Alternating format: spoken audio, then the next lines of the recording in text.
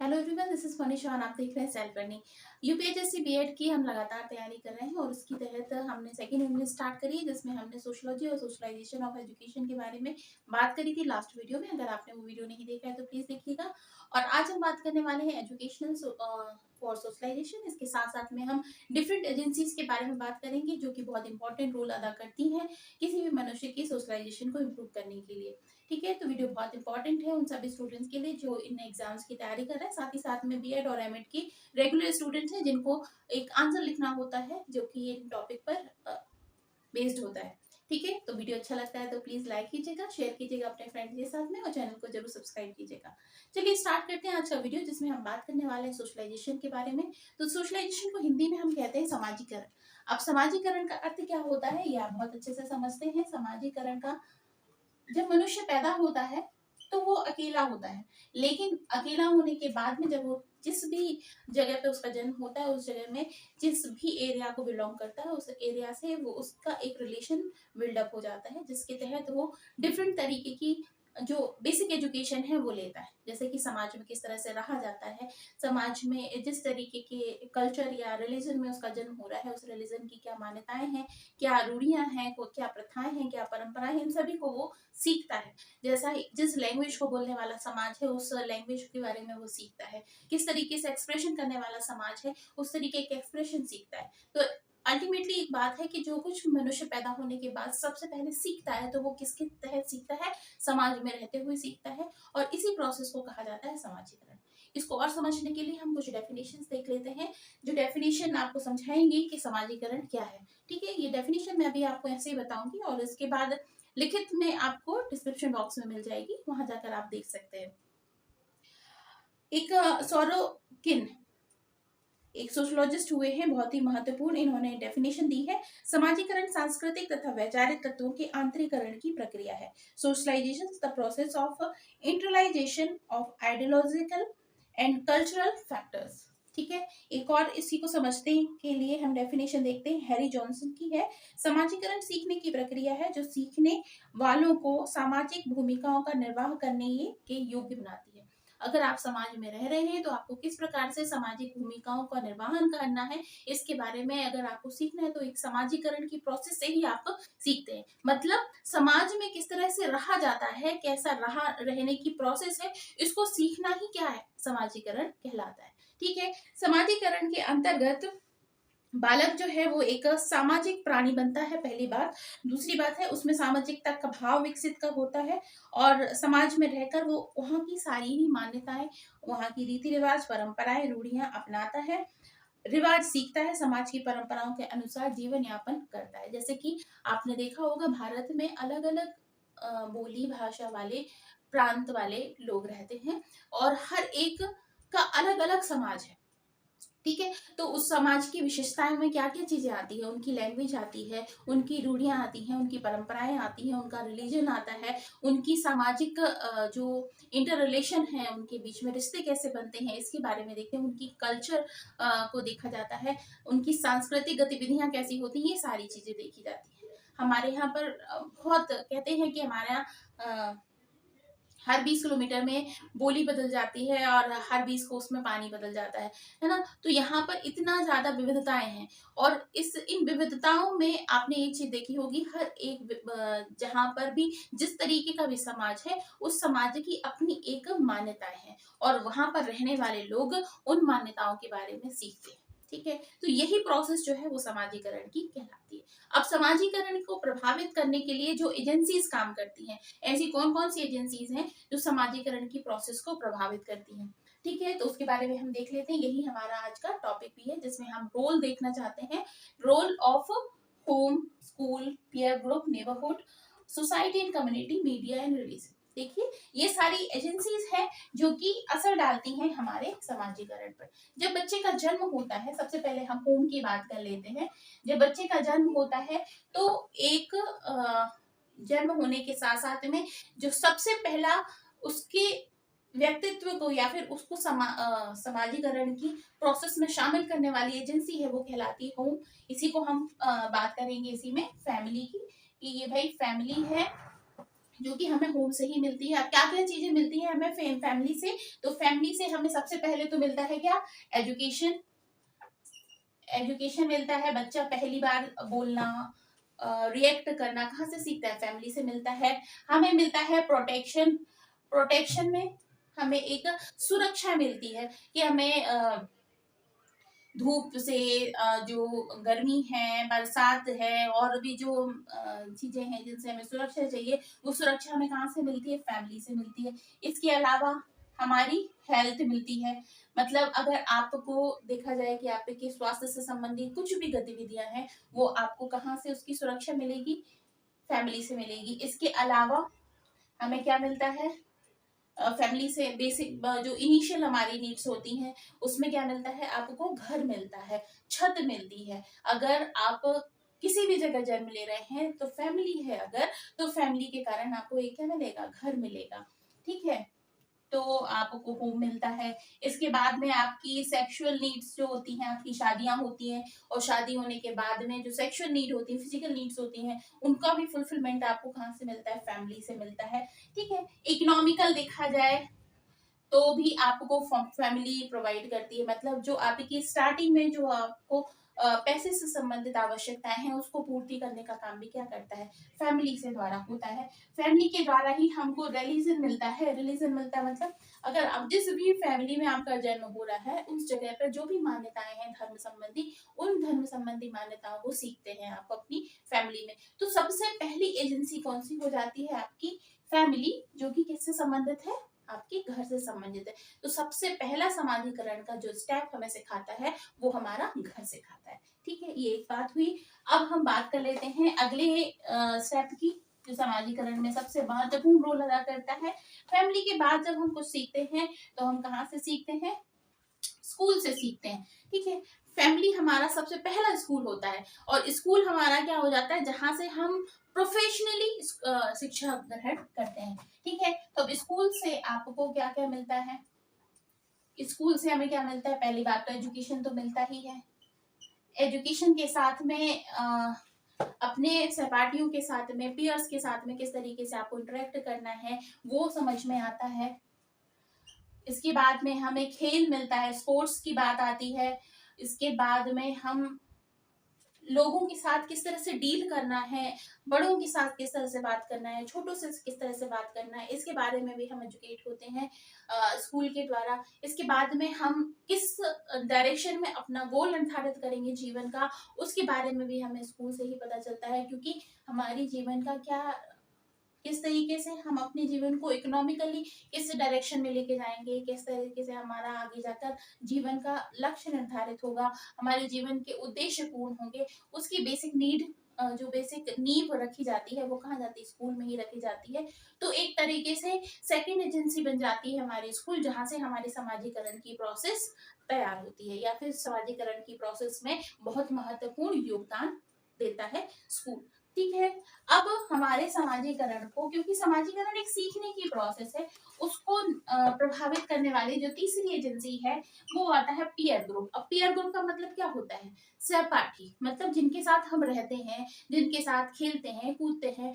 अब बच्चा चाहे छोटा हो, आज उसने जन्म लिया है, उसके बाद जब वो स्कूल जाता है, ठीक है, 3 से 6 वर्ष का बच्चा हो, फिर 6 से 12 वर्ष का बच्चा हो, 12 से 18 वर्ष का बच्चा हो, 18 से फिर आगे 30 वर्ष का व्यक्ति हो, हर किसी का अपना एक सहपाठी का समूह होता है, जिसमें वो खेलता है, कूदता है, इंटरेक्शन करता है, बातें शेयर करता है। उनका बहुत असर होता है उसकी जीवन की समाजीकरण, उसकी जीवन की सोशलाइजेशन को एक तरीके से आकार देने में।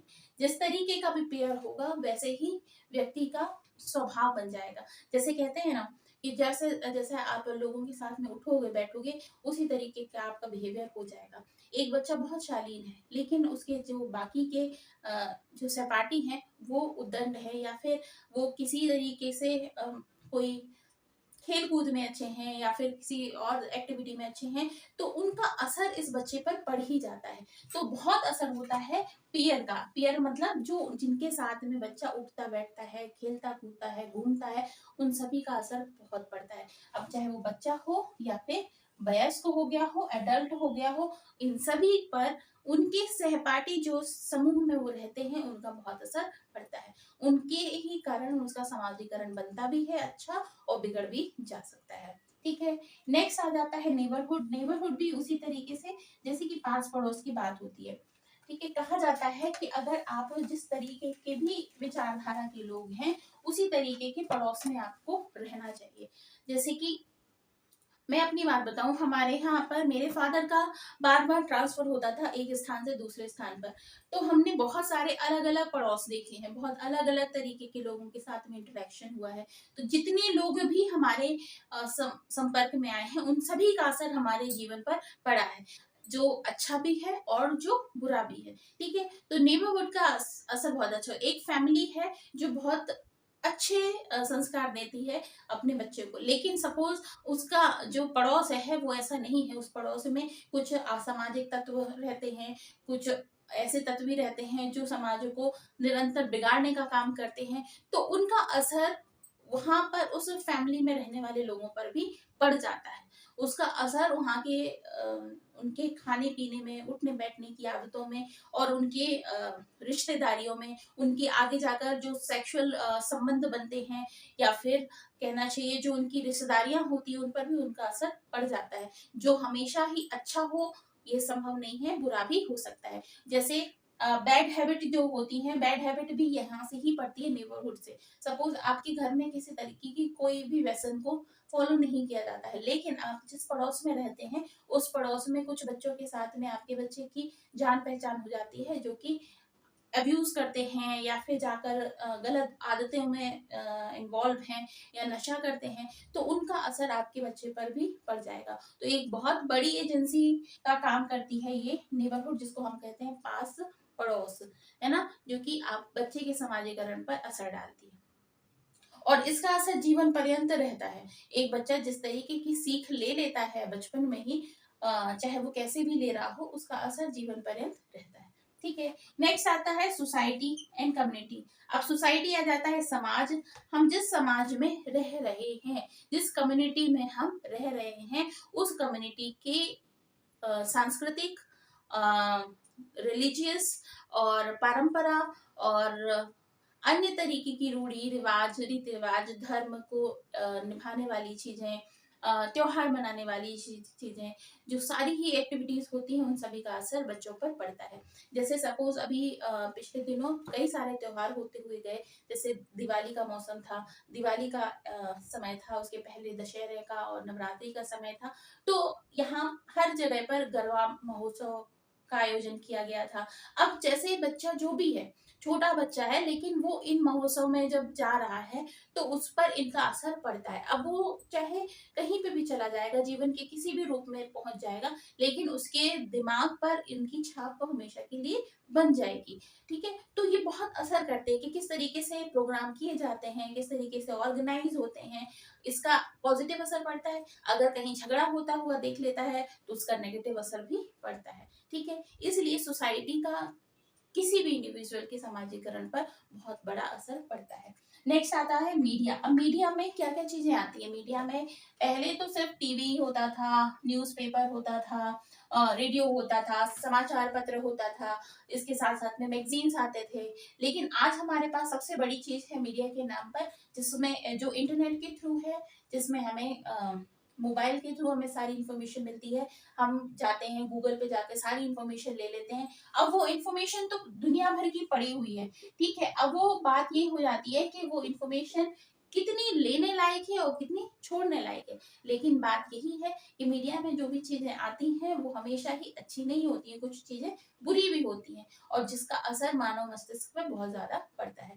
जैसे कि आजकल एक बहुत इंपॉर्टेंट बात की जाती है, व्हाट्सएप मैसेजेस के द्वारा एक कोई भी फेक न्यूज है उसको बहुत पूरी तरह से फैला दिया जाता है, जिससे हर एक मानव मस्तिष्क में उसका असर पड़ जाता है। ठीक है, अब हम ये नहीं देखते हैं कि उस न्यूज को हम जांचें कि वो सही है या गलत है, या वाकई में ऐसी बात है या नहीं है। हम बस क्या करते हैं, उस न्यूज को पढ़ते हैं और उसी तरीके से अपने मन की जो मानसिकता है उसका निर्माण कर लेते हैं। लेकिन वो न्यूज़ गलत भी हो सकती है, इतना भी हमें सोचना चाहिए। तो मीडिया का बहुत असर पड़ रहा है आजकल समाजीकरण को बनाने में, समाजीकरण की प्रक्रिया को दिशा देने में बहुत बड़ा असर पड़ रहा है। आजकल हम देख रहे हैं न्यूज़ चैनल्स पे दिन भर डिबेट्स होते हैं, और जो डिबेट्स होते हैं उनका असर मस्तिष्क पर पड़ता है। अब वो पॉजिटिव भी होता है और वो नेगेटिव भी होता है। ठीक है? तो समाजीकरण पर मीडिया का बहुत ज़्यादा असर होता है। नेक्स्ट बात आती है रिलीजन की।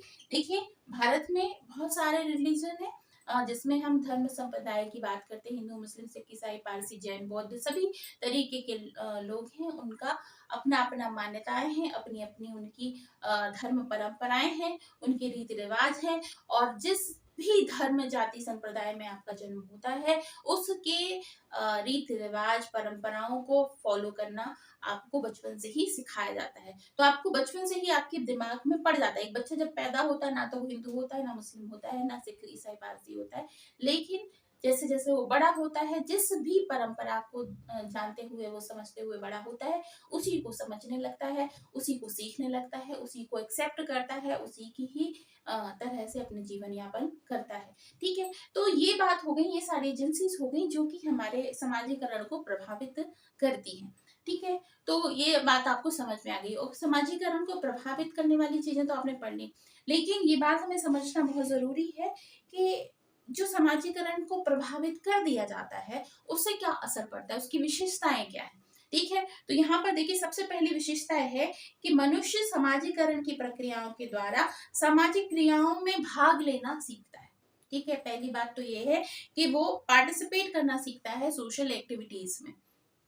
क्योंकि ये सारे जो एजेंसीज हैं वही हमें सिखाती हैं कि जो हमारे आसपास, हमारे सराउंडिंग जो भी एक्टिविटीज हो रही हैं, उन्हें उनमें हमें पार्टिसिपेट करना है। हम अकेले जीवन नहीं जी सकते हैं, हमें सभी के साथ में रहकर, समाज में रहकर ही जीवन को जीना है। नेक्स्ट आता है सामाजिक परिपक्वता। इन्हीं सारी एजेंसीज के द्वारा हमारे अंदर सोशल मेच्योरिटी आती है, सामाजिक परिपक्वता आती है, जिसके तहत हम जानते हैं कि हमारे दायित्व क्या हैं, हमारे कर्तव्य क्या हैं, उसके बाद हमारे लिमिटेशंस क्या हैं, हमें किन लिमिटेशन, किन सीमाओं के अंतर्गत अपनी एक्टिविटीज करनी है समाज के अंदर, उनसे दूर, उनसे अलग होते हुए जीवन को नहीं जीना है। तो सामाजिक परिपक्वता हमारे अंदर आती है। नेक्स्ट आता है सामाजिक अंतरक्रियाएं, सोशल इंटरेक्शन। हम, क्योंकि इन सारी एजेंसियों के द्वारा ही हम समाज में क्या करते हैं, इंटरेक्ट करते हैं, लोगों के साथ में जुड़ते हैं। अपने परिवार के साथ में जब दूसरा परिवार हमारे साथ जुड़ता है, तो उसके साथ कैसे बात करनी है, कैसे इंटरेक्शन करना है, किस तरीके से संबंध स्थापित करनी है, इन सभी की जो चीजें हैं वो हमें समाज में रह के ही सीखने को मिलती हैं। अब आप ये सोचिए, अगर मान लेते हैं हम समाज में नहीं रह रहे हैं, तो क्या हम इंटरेक्शन सीखेंगे? नहीं सीखेंगे, क्योंकि हमें आएगा ही नहीं कि लोगों से कैसे बात करनी है। हमें समाज में रहकर ही आता है कि हमें समाज में किस तरीके से इंटरेक्शन करना है।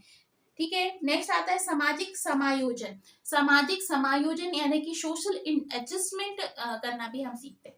ठीक है? अब जैसे मान लेते हैं कोई एक व्यक्ति है जो कि शॉर्ट टेम्पर्ड है, उसको बहुत तेजी से गुस्सा आता है। ठीक है? लेकिन वो अपने घर में रह रहा है, उस घर में उसके, मान लेते हैं उसके जो माता पिता हैं वो बहुत एजेड हैं, और उस तरीके से चिल्ला चूट करने से उनकी तबीयत बिगड़ सकती है। तो वो एडजस्ट करना सीखता है, उस अपने गुस्से को दबाना, अपने गुस्से को रोकना, किस तरीके से उस इंटरेक्शन, उनके साथ में एडजस्ट करना है, ये सीखता है। इसी तरीके से समाज में जब आप दो परिवारों के बारे में बात करते हैं या सोसाइटी के बारे में बात करते हैं, तो किस तरीके से दो परिवारों के में, या फिर मोहल्ले में, या फिर सोसाइटी में एडजस्ट करना है, इसके बारे में भी सीखते हैं। जैसे आपने देखा होगा कि कई पहले मोहल्लों में बहुत ज्यादा लड़ाइयाँ होती हैं, किसी चीज में लड़ाइयाँ हो जाती हैं, छोटी छोटी सी बातों में लड़ाइयाँ हो जाती हैं।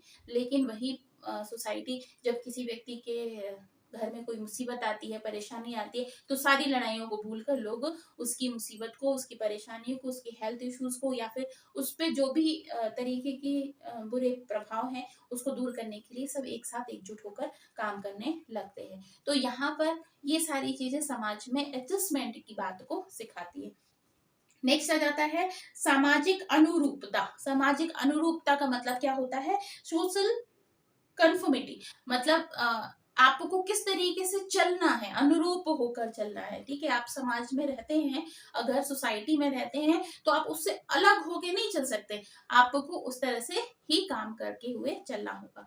ठीक है, अब जैसे कि अभी रिसेंटली कई सारे त्योहार आके गए। अब कुछ लोग जो ऐसे होते हैं कि उन त्योहारों में होने वाले शोर से बहुत ज्यादा इफेक्ट होते हैं, लेकिन एडजस्टमेंट इसी को कहते हैं कि वो त्योहार हैं और उनके तहत अपने आप को वो एडजस्ट कर लेते हैं। ठीक है, क्योंकि बहुत सारे समाज के जो लोग हैं वो उन त्योहारों में एंजॉय कर रहे हैं, लेकिन अगर आपको किसी तरीके की प्रॉब्लम हो रही है पर्सनल लेवल पर, तो आप क्या करते हो, एडजस्ट करते हो, है ना। तो ये सारी चीजें हैं जो कि हमें सिखाती है समाजीकरण की प्रोसेस किस तरह से आगे बढ़ती है। आई होप आपको समझ में आया होगा आज का वीडियो, जिसमें कि मैंने आपको समझाने की कोशिश करी सामाजिक की समाजीकरण की प्रक्रिया और उनकी जुड़ी हुई एजेंसीज के बारे में। ठीक है, अगर वीडियो अच्छा लगा है तो please like share and subscribe जरूर कीजिएगा, और मिलती हूँ नेक्स्ट वीडियो में इसी कड़ी में जो नेक्स्ट टॉपिक है उसको लेकर। तब तक के लिए अपना बहुत ख्याल रखिए। Bye bye.